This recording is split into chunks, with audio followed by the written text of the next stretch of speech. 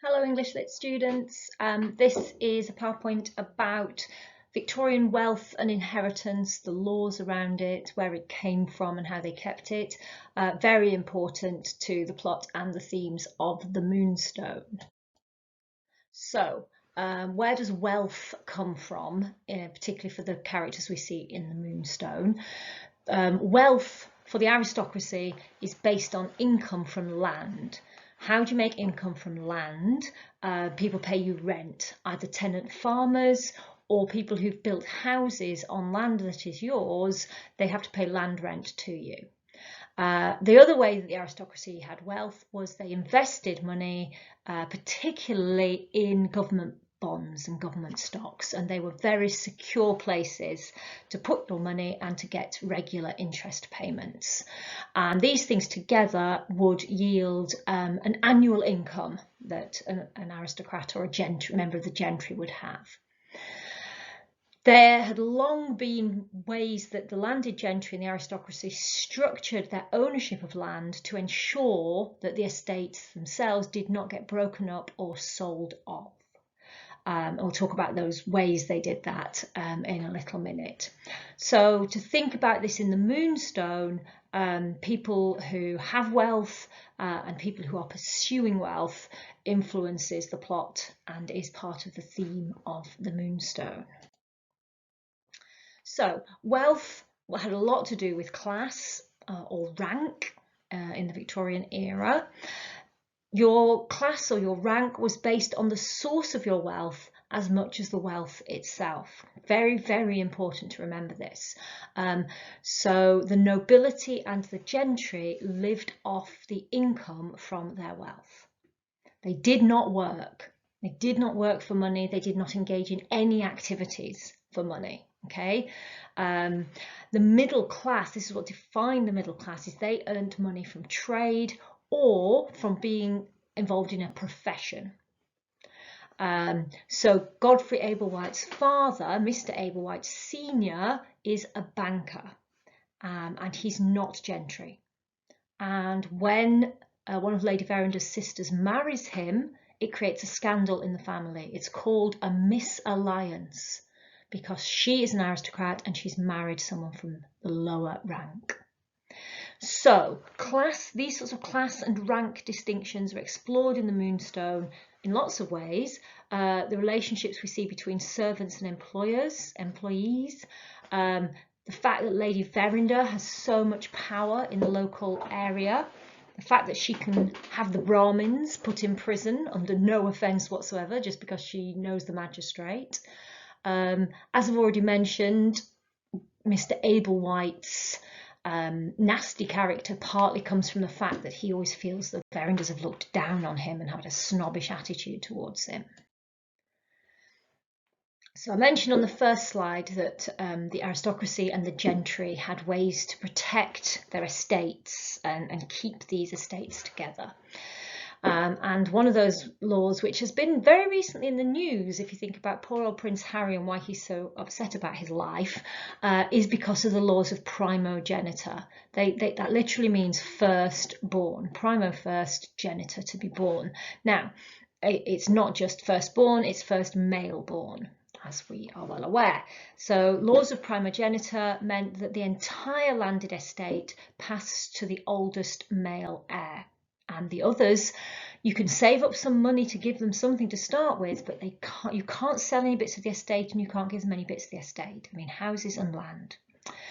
There were acts in 1837 and 1857 to reform the inheritance process, and a court called a central probate court. Probate are laws relating to inheritance and wills, and this brought security and transparency. If you imagine how important this wealth is to people, there's a lot of shady dealings and there's a lot of possibilities of people being taken out of their wills and things like that. So there was greater transparency. And in the Moonstone, we see these new laws in practice when Mr. Brough discovers that someone has asked to see Lady Verinder's will. Yeah, after Lady Verinder dies, her will is public. Everyone's wills are public, and you have the right to go and ask to see them. The only people whose wills you can't see in this country today are the royal family. Every time a member of the royal family dies, they go to the court and they get that will hidden. Anyway, as we discover, Godfrey Ablewhite has asked to see Lady Verander's will. Now, Mr. Brough is not supposed to be able to ask who wanted to see it. He actually doesn't have the legal right to do that, as we know. He oversteps his rights to find out who asked to see it. So wealth had a lot to do with marriage, particularly amongst the well-off. So marriage is not always or solely about love. For the aristocracy and the gentry, marriage is used to retain wealth within families, or even to gain, and increase wealth within families, which explains cousin marriage. I know you all find this horrifying and disgusting, but it was a widespread practice, and the aristocracy would often marry, maybe not first cousins, but certainly people who they were related to. There were heiresses, there were women, aristocratic women who inherited fortunes, maybe not estates, but certainly fortunes, large dowries, large inheritances. And this didn't really always be a good thing for the young women, because it meant that they were in danger of predatory men looking to marry them just to get their hands on this wealth. So wealthy single women needed to be protected from what were called fortune hunters. These disreputable men who would, check the columns of wills and inheritances and see who was a lady, I should say, who they could marry and then get control over the money. So what happened was the lawyers and their families would write these settlements, which meant they would have a healthy income but no direct control over the source of their wealth. So although we've mentioned primogeniture, you'll notice that in the Moonstone, Rachel inherits her father's fortune through her mother, and then it goes to her. So it was possible for women to inherit, heiresses to inherit, but the family had to want to do that. It was unusual, but it was possible. So it's worth thinking about how Lady Verander's will is devised to protect Rachel from fortune hunters. It's also worth thinking about how Rachel marries her cousin, Franklin Blake, so that wealth is all kept within the same family. Another aspect of wealth inheritance that the Moonstone uses, and that we need to understand how this works, is setting up trusts and appointing of trustees. This isn't just in Victorian times, this is still done today.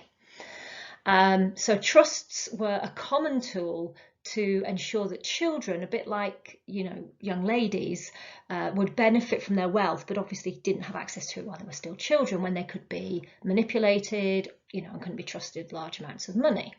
So on the death of the property owner, the majority of the wealth is passed to trustees, who then control that wealth. If you have two and they both have to sign, that's meant to make sure nobody embezzles. That's the word for running off with the wealth.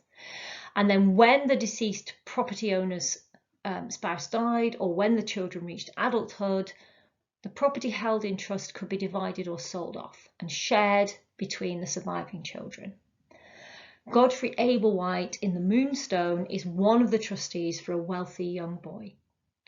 And as we know, he forges the other trustee's signature, he sells off everything that's in the investment pot, and that poor child is not going to get a penny.